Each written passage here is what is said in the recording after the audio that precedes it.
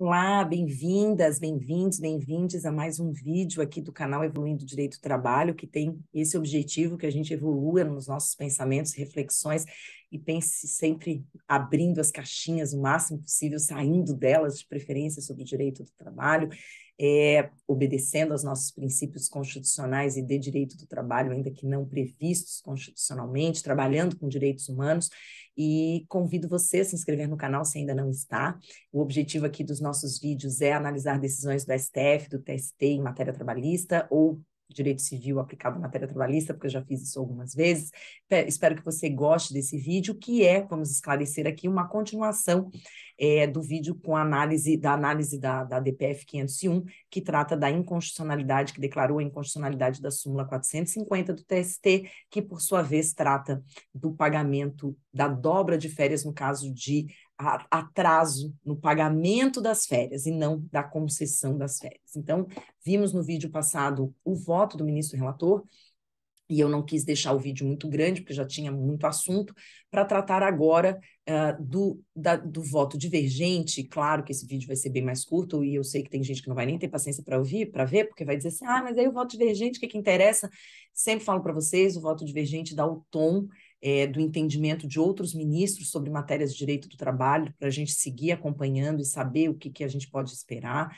É importante a gente saber quem votou junto com o voto divergente, com o ministro que trouxe o voto divergente. Então, nesse caso aqui foi o ministro Edson Fachin, muitas vezes é a ministra Rosa Weber, e geralmente o ministro Edson Fachin vota com a ministra Rosa Weber, e aqui o contrário também aconteceu, a ministra Rosa Weber votou com o ministro Edson Fachin, assim como o ministro Lewandowski. Então, nós temos ministros que acabam mantendo uma certa linha, né, de atuação, de entendimento, uma linha coerente com aquilo que imaginam, né? Aqui no nosso caso foram, de fato, o ministro Edson Fachin, Carmen Lúcia, Rosa Weber e Ricardo Lewandowski, que votaram com o ministro Edson Fachin, portanto foram vencidos na matéria, e os outros ministros votaram com o ministro Alexandre Moraes, que já teve entendimentos a favor do trabalhador em outras ocasiões, inclusive em situações que eu achava até mais difícil de bancar. Então a gente tem que lembrar que os julgamentos da STF são políticos, né, gente? A gente tenta fugir disso, mas eles são julgamentos políticos.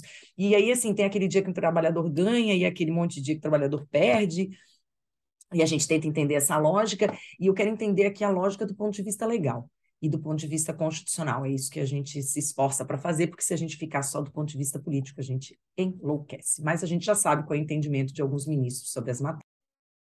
Então, vamos lá. O ministro Edson Fachin, eu não vou falar já falei anteriormente sobre a questão do conhecimento da matéria, ele entendia que não devia ser nem conhecida a DPF, mas no mérito, ele fala que acho que é muito legal usar isso depois em outros assuntos, já falei sobre isso também, eu gosto de pegar excertos de matéria trabalhista do STF e usar em algumas decisões, em algumas aulas, em alguns textos, e ele diz que ele já apontou em outras oportunidades que a justiça social, como valor e fundamento do Estado de Direito democrático, positivado e espraiado pelas normas da Constituição de 88, é a diretriz segura de que a valorização do trabalho humano objetiva assegurar a todos e todas uma existência digna, bem como de que o primado do trabalho é a base da ordem social brasileira, tendo por objetivos o bem-estar e a justiça social.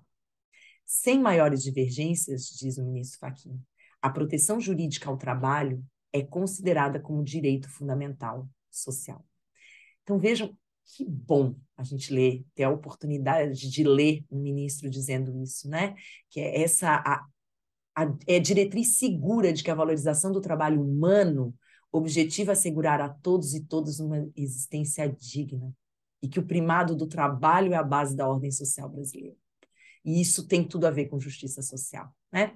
Enfim, e aí ele diz que tanto o gozo das férias como a sua remuneração e o pagamento do terço salarial, a fim de resguardar a saúde do trabalhador, o direito a um lazer e a convivência familiar, tem estatura de direito fundamental social previsto no artigo 7º, inciso 17 da Constituição da República. Então, ele está dizendo que aquilo que a gente vem falando já desde o outro vídeo, as férias fazem parte de um direito que corresponde a uma obrigação complexa, que é não só o direito a fruir essas férias, como a sua remuneração com o terço, de forma que possa fruir na plenitude essas férias. Tá?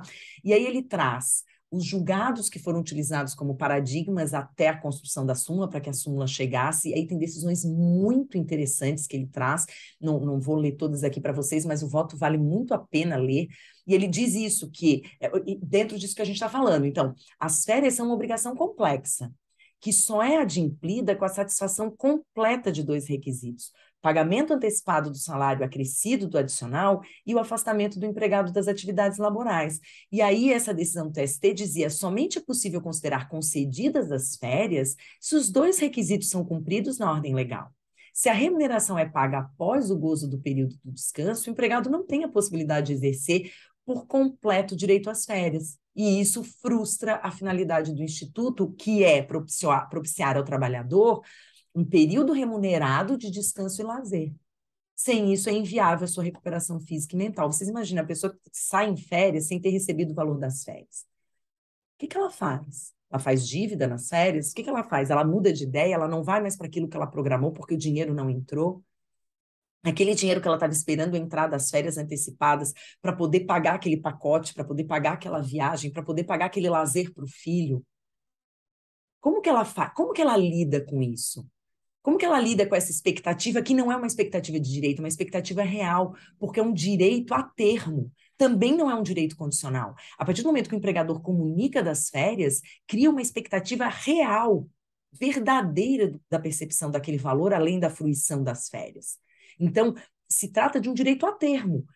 Não é uma questão de se vai receber, é uma questão de quando vai receber, e tem que ser antes. E aí, essa decisão do TST, que ele cita como paradigma, diz que o mero afastamento do empregado é uma concessão de licença. Então, não foi cumprida a obrigação patronal. O pagamento das férias fora do prazo enseja a condenação em dobro. Então, claro, a gente já sabe que isso, então, caiu, né? Mas eu acho importante a gente falar sobre isso, porque ele fala que a dobra é uma decisão na verdade, do livro, ele cita aqui um trecho do livro do ministro Maurício Coutinho, que diz o seguinte: embora a CLT mencione o pagamento em dobro da respectiva remuneração, é indubitável que a dobra tem natureza de pena, como acontece com as dobras em geral aventadas no direito. A natureza de pena também se associa o caráter de ressarcimento pelos prejuízos derivados da mora empresarial. Ressarcimento pelos prejuízos derivados da mora empresarial. Ora, parcela associativa das noções de penalidade e ressarcimento não se confunde com parcela salarial. Então, ele diz que é óbvio que o valor da pena ou ressarcimento corresponde ao valor da parcela salarial das férias, mas a natureza jurídica das verbas é distinta. Isso eu já falei no outro vídeo. Então, nós temos um caráter sancionatório, um caráter de penalizar e um caráter reparador, um caráter ressarcitório, indenizatório. A base de cálculo é o salário na falta de coisa melhor, por isso a dobra com o terço. Mas o caráter não é remuneratório. Nunca foi da dobra. Seja para sua finalidade prevista em lei, seja para a finalidade prevista na súmula. Sempre foi indenizatória e e punitiva, vamos dizer assim. Então, essa natureza indenizatória permite que a jurisprudência quantifique o dano ao mesmo bem jurídico, direito a férias remuneradas, a partir do mesmo parâmetro legal. Então, a gente usa o parâmetro do valor das férias para essa indenização. E ele diz que isso é função típica do judiciário, então não tem violação de preceito fundamental, seja a legalidade, seja a separação de poderes pelo verbete simular. Por isso que ele divergiu do relator. O que daqui tudo eu quero tirar para vocês nesse vídeo muito rápido e eficiente, porque é para vocês pensarem. Se a gente entende que essa dobra sempre foi, na verdade, não só uma penalidade, porque para isso tem o artigo 153, isso nós temos que reconhecer. A penalidade para a empresa é o artigo 153. Só que, como eu falei no vídeo anterior, o trabalhador isso não faz cócega, para ele não importa. A empresa está sendo penalizada por ter pago as minhas férias com atraso, mas eu continuei recebendo as férias com atraso e perdi o meu direito de pagar o resort, tenho que pagar uma multa no hotel, tenho que pagar uma multa para a companhia aérea para poder pagar agora. Perdi a promoção da passagem porque eu não recebi a tempo, porque eu recebi só depois, porque eu não consegui organizar o pagamento. Essa função indenizatória, a gente usou só como, a súmula usa como base de cálculo o valor das férias. Mas a gente está falando de indenização. Então, tudo isso para dizer a vocês que, se nós estamos falando de indenização, o fim, o fim da súmula, a extinção dela, né, a extirpação dela dos verbetes sumulares para nós, significa que esse caráter indenizatório da dobra não vai mais poder acontecer pela súmula. Então, a gente não tem mais uma súmula a amparar isso. Isso não significa, no entanto, que o trabalhador não possa ser indenizado dos prejuízos que ele teve pela não percepção dos valores na data correta. A nossa fundamentação, ou seja, a nossa base para pensar nessas indenizações, é que vai ser outra. Vai ser o quê?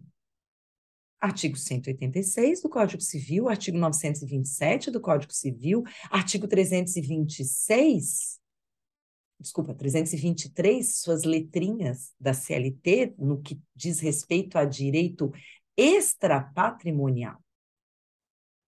O que nós temos que ver aqui, então, qual é a consequência dessa decisão para o trabalhador? Enfim, para a empresa, a gente continua a mesma consequência anterior da aplicação do artigo 153, o que faz com que a gente se sinta, todos nós operadores do direito do trabalho, mais obrigados a denunciar e oficiar o Ministério do Trabalho, porque sem a dobra, a única penalidade que a empresa vai sofrer é a penalidade prevista no artigo 153, que só se dá mediante fiscalização, naturalmente.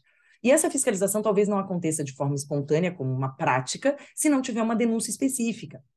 Claro que uma empresa que tiver como prática habitual o pagamento a destempo das férias, que eu acho que vai acontecer com algumas empresas, porque quando saem essas decisões, as pessoas entendem tudo errado, né? Quem não é da área jurídica, e às vezes quem é da área jurídica, infelizmente, não faz questão de ajustar o entendimento de quem não é da área, mas vem aquela coisa assim, então eu não preciso mais pagar as férias na data, né? 2 dias antes do início das férias, é isso? Opa. A obrigação não mudou. A obrigação continua, não tem artigo revogado. O artigo 145 tem plena vigência, aplicabilidade e eficácia.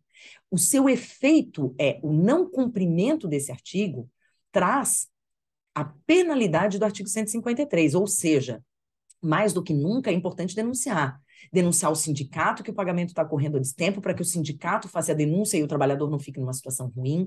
Denunciar ao Ministério Público do Trabalho, porque se a empresa tiver isso como uma prática de não pagar a tempo e modo corretos as férias, o Ministério Público do Trabalho poderá fazer uma ação civil pública e cobrar dano moral coletivo, porque essa é uma prática de dumping social, e dumping social traz dano moral coletivo, então esse descumprimento como prática da empresa, como algo habitual da empresa, inclusive para ter benefícios, porque o que acontece? O empregador que paga corretamente as férias, eu sempre, na verdade, meu entendimento da súmula 450, ele tinha uma base muito tranquila. A empresa pequena, principalmente, ela tem que fazer um esforço para pagar as férias na data correta. Porque ela sempre se organiza para pagar o salário do trabalhador depois que ele prestou o serviço e, portanto, depois que ela recebeu os valores. E no caso das férias, a empresa tem que pagar antes. E não vai ter o trabalhador prestando serviço naquele período. Então, ela pode, inclusive, ter uma perda econômica naquele período. Ela pode ter prejuízo naquele período, dependendo de quem está afastado em férias. Que ela teve que pagar e não vai ter o serviço prestado daquela pessoa. Por isso que as pessoas vendem tanto as férias. As empresas também precisam dessas pessoas. Então, vejam, a aplicação da súmula 450 tinha como base para mim o seguinte: eu não posso desconsiderar, porque onde que vai o fiscal, onde que vai o auditor fiscal? Ele vai, em geral, em empresa grande, é bem verdade, né? E a empresa pequena, se recebe uma autuação dessa, se recebe uma fiscalização dessa, ela talvez também tenha que pagar, mas normalmente ela não vai receber. Ela não vai receber essa fiscalização se ela não houver uma denúncia muito forte. E o que acontece? Ela tem que ver, se ela não vê uma vantagem, ela tem que ver pelo menos um perigo em não cumprir. Porque se ela pergunta para o contador, tá, mas vai ter fiscalização, o contador vai dizer, difícil. Agora, o trabalhador depois entrar com ação e pedir a dobra, ia ter que pagar. Não ia ter nem o que discutir, porque era uma súmula. Então, não tinha o que discutir. Então, eu sempre levei muito a sério isso de empresas que se esforçam verdadeiramente para cumprir a determinação legal. Seja por medo da súmula, seja porque querem fazer tudo corretamente. E aí vem uma empresa do mesmo ramo que não cumpre a legislação, que paga depois do prazo, porque sabe que agora não vai acontecer nada, que tem que ter alguém para fiscalizar isso, e para autuar, e para depois cobrar, e tem execução fiscal e tudo mais, dá para discutir.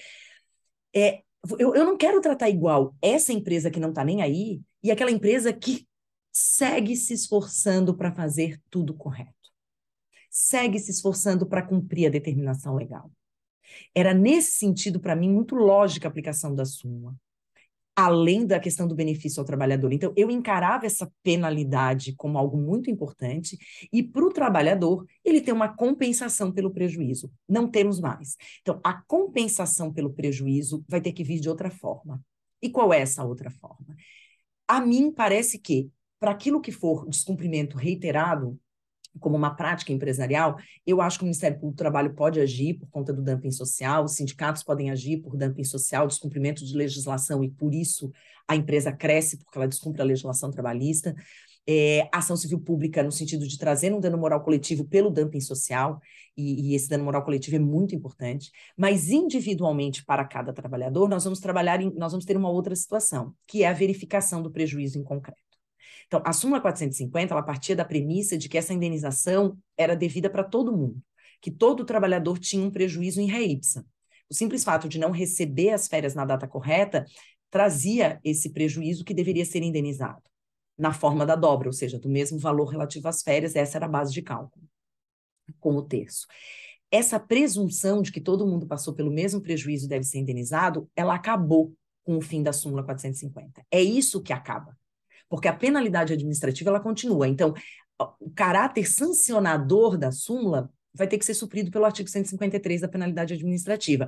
O caráter indenizatório da determinação da súmula vai ser substituído por análise de cada caso de trabalhador que recebe a verba das férias fora do prazo legalmente previsto.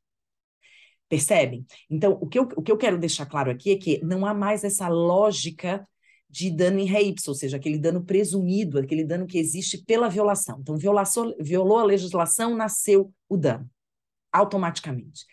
Isso nós não vamos conseguir. Nós não vamos provavelmente conseguir verificar que todo trabalhador que recebeu com atraso as verbas, o salário de férias, teve um prejuízo que deve ser indenizado, mas muitos terão.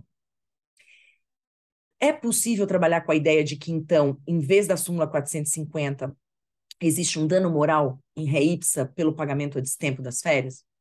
Eu não vejo nenhum problema. Desenvolver tese é com vocês, advogados e advogadas. Eu conto com isso, inclusive, porque não é o juiz que cria a jurisprudência, são os advogados e advogadas. Então, vocês têm que começar a desenvolver essas teses. Inclusive, depois da DI 5766, acho que não existe mais nenhuma razão para vocês deixarem de trazer teses, né? Para os seus trabalhadores beneficiários da justiça gratuita. Já não deveriam temer antes, porque eu preciso de advogados e advogadas corajosos dentro das suas teses e que tenham teses bem desenvolvidas. E me parece que, qual é uma tese possível para vocês pensarem, estudarem, desenvolverem, a gente refletir isso na comunidade, nos nossos cursos também? O pagamento na data correta, ou na data destempo, portanto, o pagamento na data correta é um exercício, né? É a obrigação. Esse pagamento a destempo, como que ele pode se enquadrar como ato ilícito? Para fins da aplicação do pedido de dano moral? Porque o pedido de dano moral ele tem que vir com base no ato ilícito, né, gente? Com base em que isso? Abuso de direito, artigo 187 do Código Civil. Então, o empregador utilizar da falta de penalidade mais expressiva ou específica para fazer o pagamento junto com o salário, por exemplo, que realmente me parece um prejuízo em ré ipsa, porque ele vai...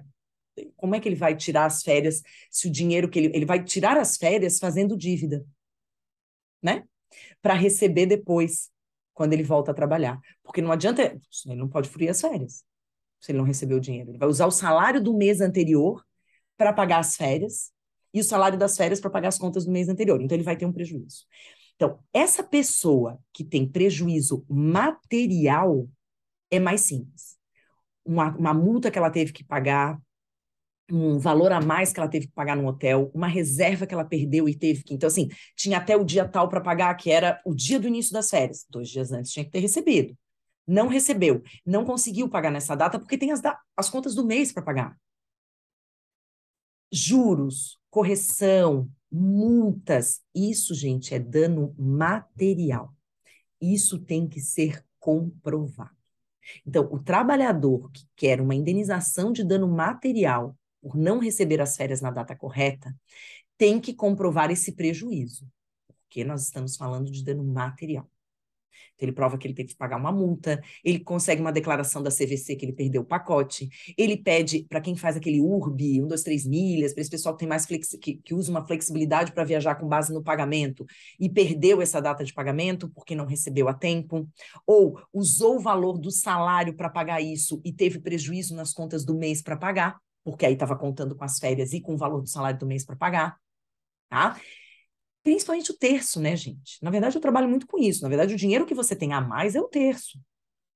Salário é o salário, aquilo que eu falei no vídeo anterior. O que adianta? Eu recebo 2 salários, um no dia 2, porque as minhas férias começam no dia 4, e no dia 5 eu recebo do mês anterior, no dia 5 do mês seguinte eu não tenho nada para receber. E as minhas contas continuam vindo, e isso não é culpa de ninguém. A grande verba que a gente tem é o terço. Então, assim, não é o meu salário vai servir para pagar as contas, de qualquer forma, mas o terço é o que eu preciso mais. Se esse terço não vem naquela data, eu vou ter que tirar esse dinheiro de outro lugar ou eu vou perder essa viagem. E isso eu tenho como comprovar. Agora, o dano moral vem de outras coisas. O que eu acho que se precisa mais, eu tenho sentido muita falta disso em algumas ações, é desenvolver um pouco a ocorrência desse dano. E, gente, desenvolver a ocorrência do dano não é ficar citando jurisprudência, nem doutrina. Doutrina velha, eu tenho visto gente citar doutrina de antes da Constituição, doutrina de 1900 e bolinha, doutrina de antes do ano 2000. Que isso, gente? De 2010 para trás é coisa muito velha. Nós estamos em 2022, mesmo com o tempo tendo parado entre 2020 e 2021. Então, buscar essa jurisprudência é importante? É, mas vocês não vão achar, e aí é que tá, vocês não vão achar nada específico. Porque todo mundo usava a súmula 450, ninguém precisava procurar uma decisão que dissesse que a pessoa que não recebeu as férias na data correta faz jus a dano moral, sofreu abalo na personalidade. Vocês não vão achar isso. Vocês vão ter que desenvolver essa tese. E desenvolver essa tese é esclarecer que o direito ao descanso faz parte dos direitos fundamentais. Isso é o direito à desconexão, gente. E como que eu vou fruir plenamente o direito à desconexão sem eu receber a verba correspondente a esse período de desconexão? Então, vocês vão ter o direito à desconexão como base fundamental, que não está escrito, usar o direito ao lazer da Constituição, o direito à saúde. O direito ao lazer, junto com o direito à saúde, formam o direito à desconexão. E o direito à desconexão, portanto, está dentro dos direitos da personalidade, porque isso é a sua honra subjetiva, sim. As promessas que você fez aos seus filhos para essa viagem, para esse tempo de lazer. Então, o dano moral, ele não vai ser necessariamente provado, porque é ridículo provar que você sofreu porque não tem dinheiro, porque isso é uma coisa meio óbvia, todo mundo sofre porque não recebeu o que tinha que receber. É desenvolver o que aquilo significa para aquele trabalhador, que esperou aquele ano inteiro para viajar, que foi conversando com a família sobre aquilo. Isso tem que ser desenvolvido. Que os filhos iam perder aula por causa daquelas férias fora de julho e de janeiro, e agora eles criaram essa expectativa. E essa expectativa ela é frustrada pelo não pagamento doloso, porque a empresa não paga. Ah, porque não tem, porque não se organizou, porque com a súmula 450 a gente reduzia esses inadimplementos, e agora a gente vai ter mais inadimplemento. Eu não tenho dúvida disso. Por isso que quem continua achando que é um absurdo a pessoa receber fora da época as férias, porque é um absurdo mesmo, porque o dinheiro é necessário para essa obrigação complexa das férias, você pega o voto do ministro Fachin, por isso o voto divergente é tão importante, para fundamentar o dano à personalidade, o dano extrapatrimonial. E não usar mais como base de cálculo a dobra das férias, não, gente. Usar os critérios do 223G da CLT. Usar a gravidade do dano que vai variar de pessoa para pessoa. A mulher também tirou férias, então ela recebeu ou não? A mulher não tirou, o cara é separado, a mulher é separada e ia viajar sozinha com os filhos. Organizou todo um sistema para isso.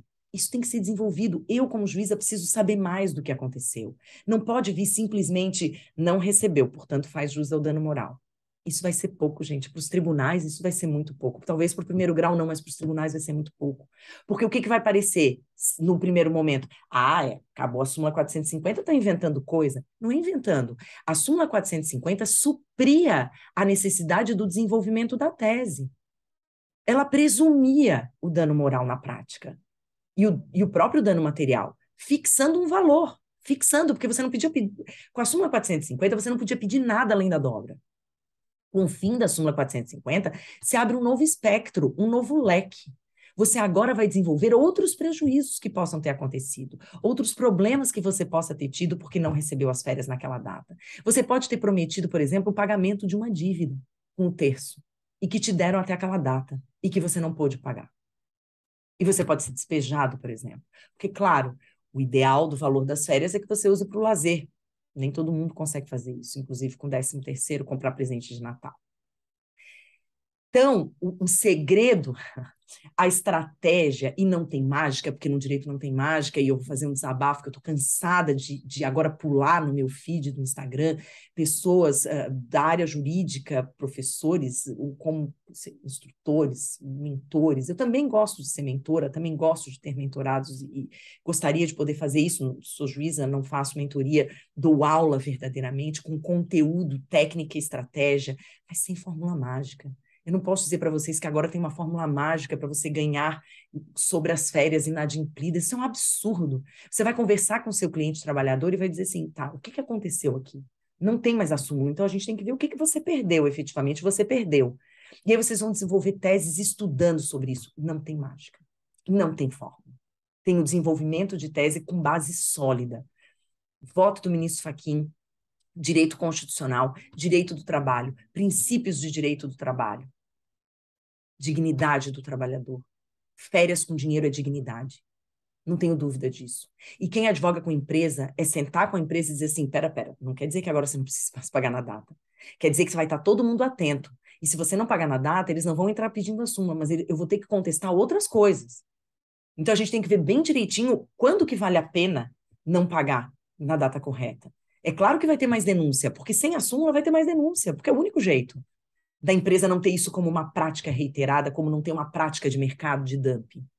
Isso vai ter que ser denunciado, isso vai ter que ser movimentado, isso vai ter que ir para o MPT. Então, conversar também com a empresa sobre isso, sobre o que significa pagar na data. Mas você não conseguia pagar até hoje na data correta? Ah, mas agora que não tem mais a dobra, eu não preciso mais. Precisa sim. Inclusive, por uma coisa muito específica, vocês não estarão mais presos, advogados de trabalhadores, presos a um valor que é a dobra. Não existe mais um limite. Você pode pedir 20 mil reais num salário de uma pessoa que ganhava 4 mil. Claro, depende de tribunal e tudo mais. Você vai desenvolver a gravidade do dano. Você vai ver como que a empresa disse que não ia pagar. A empresa vai ter gente que vai dizer assim, a gente não precisa mais, a gente paga quando a gente quiser. Isso, se isso não é abuso de direito, eu não sei o que é abuso de direito. Isso é locupletamento ilícito do trabalho daquele trabalhador, de um dinheiro que não é seu. É botar esse dinheiro rendendo até mais um mês para não precisar pagar agora, porque acha que não vai ter nenhuma consequência, e vai ter, desde que advogados e advogadas desenvolvam teses consistentes sobre dano extrapatrimonial, violação a direitos da personalidade, dano material específico de quem vai ter prejuízo por não receber na data correta, e vai ter gente que vai ter, só tem que aprender a guardar os comprovantes disso, ter como fazer prova disso. Gente que usa o dinheiro das férias para fazer uma cirurgia plástica estética, isso faz parte da sua dignidade, daquela pessoa. E ela não vai mais poder fazer porque ela não pode mais pagar, porque ela estava contando com aquele dinheiro para pagar. E ela vai ter declaração disso. Ela vai ter comprovação. O que não pode é ter vergonha disso. Não pode ter vergonha da escolha do que você faz com o seu dinheiro do lazer. Cada um tem a sua escolha e todas elas são válidas, todas elas são justificáveis. O importante é você desenvolver a tese sobre isso. Artigo 187, abuso de direito. Artigo 927. E depois, sim, trabalhar dentro dos direitos da personalidade, artigo 11 seguintes do Código Civil, artigo 223, ABC, e desenvolver sobre isso. Ver como a empresa violou esse direito, como que a empresa passou a fazer isso. Ela sempre pagava na data, agora que ela acha que não tem mais a dobra, ela não paga mais. O que que isso significa? Então, você desenvolver isso vai ser muito importante, inclusive para que a gente possa coibir as empresas de fazerem tudo errado, porque elas acham que está tudo bem, porque não está tudo bem.